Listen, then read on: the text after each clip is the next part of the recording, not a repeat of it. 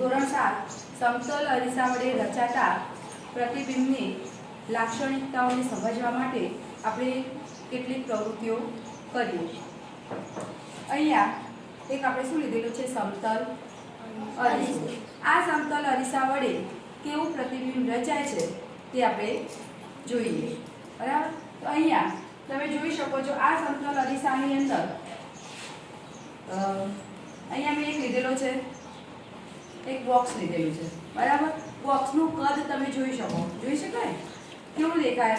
હવે આને આપણે ક્યાં મૂકી દઈએ, અરીસાની સામે. બરાબર. તો અરીસાની સામે જ્યારે મૂકવામાં આવે છે ત્યારે બોક્સનું કદ, બોક્સનું અરીસાની અંદર શું દેખાય છે, તમને પ્રતિબિંબ દેખાય છે. આ પ્રતિબિંબ કેવું દેખાય છે, વસ્તુ કરતાં નાનું દેખાય છે, મોટું દેખાય છે કે વસ્તુના કદ જેવું દેખાય છે?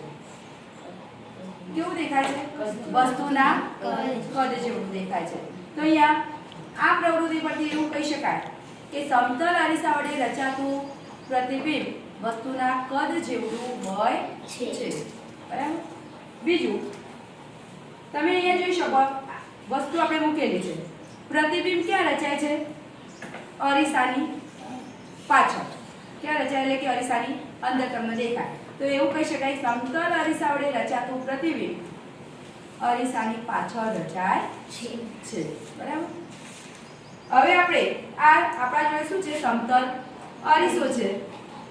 આની અંદર તમે જોયું કે આ જે પ્રતિબિંબ દેખાય છે એ તમને સીધું દેખાય છે કે ઉલટું દેખાય છે? અરીસાની અંદર આ બોક્સનું પ્રતિબિંબ સીધું દેખાય છે કે ઉલટું દેખાય છે? સીધું. બરાબર. તો સમતલ અરીસા વડે રચાતું પ્રતિબિંબ સીધું એના માટે આપણા વિજ્ઞાનની બુકની અંદર એક શબ્દ આપેલો છે, ચત્તુ. કેવું રચાય છે, ચત્તુ. એટલે કે સમતલ અરીસા વડે રચાતું પ્રતિબિંબ કેવું હોય છે, ચત્તુ હોય છે. ત્યારબાદ અહીંયા અરીસાની પાછળ કોઈ વસ્તુનો આપણે પડદા તરીકે ઉપયોગ કરીએ તો આ જે પ્રતિબિંબ છે એને પડદા પર મેળવી શકાતું નથી. એટલે કે સમતલ અરીસા વડે રચાતું પ્રતિબિંબ કેવું હોય છે, આભાસી હોય છે. કેવું હોય છે, આભાસી. તો અહીંયા એની લાક્ષણિકતાની અંદર એવું કહી શકાય કે સમતલ અરીસા વડે રચાતું પ્રતિબિંબ આભાસી અને ચત્તુ હોય છે. તો આભાસી કોને કહેવાય, તો જે પ્રતિબિંબને પડદા પર મેળવી શકાતું નથી એવા પ્રતિબિંબને કેવું પ્રતિબિંબ કહે છે, આભાસી પ્રતિબિંબ કહે છે.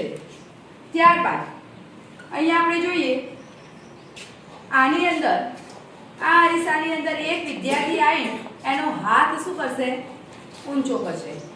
જી ના આવી જાય. ચલો એક હાથ ઊંચો કરો, આખો ઊંચો કરો. તો અરીસાની અંદર તમે જોઈ શકો હાથની દિશા શું થયેલી બતાય છે, બદલાયેલી દેખાય છે. બરાબર.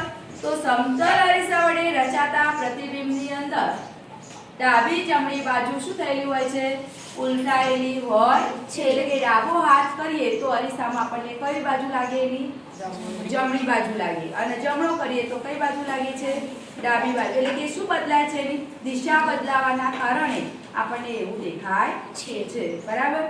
ત્યારબાદ અહીંયા આપણે જોઈએ, આ બોક્સ લઈએ તો બોક્સને આપણે વસ્તુ કહેલી છે. આ બોક્સને આપણે અરીસાથી આટલા અંતરે મૂકેલો છે. બરાબર. તો અરીસાની અંદર એનું પ્રતિબિંબ જે રચાય છે એ પણ કેટલા અંતરે રચાય છે, એટલા જ અંતરે જોવા મળે છે. તો આના પરથી એવું કહી શકાય કે વસ્તુ અંતર અને પ્રતિબિંબ અંતર કેવા હોય છે, સરખા હોય છે. તો અહીંયા આપણે એવું કહી શકીએ કે સમતલ અરીસા વડે રચાતા પ્રતિબિંબની અંદર આપણે કઈ કઈ લાક્ષણિકતાઓ જોઈ, તો પ્રતિબિંબ વસ્તુના કદ જેવડું હોય છે. પ્રતિબિંબ ક્યાં રચાય છે, અરીસાની પાછળ રચાય છે. પ્રતિબિંબ કેવું હોય છે, આભાસી અને ચત્તુ હોય છે. ડાબી જમણી બાજુ શું થયેલી હોય છે, ઉલટાયેલી હોય છે. વસ્તુ અંતર અને પ્રતિબિંબ અંતર કેવું હોય છે, સમાન હોય છે. અહીં આપણે કહ્યું કે વસ્તુ અંતર અને પ્રતિબિંબ અંતર સમાન હોય છે. એનો મતલબ ધારો કે અરીસાથી વસ્તુ મેં 20 સેન્ટીમીટર અંતરે મૂકેલી છે તો પ્રતિબિંબ કેટલા સેન્ટીમીટર અંતરે રચાય, 20.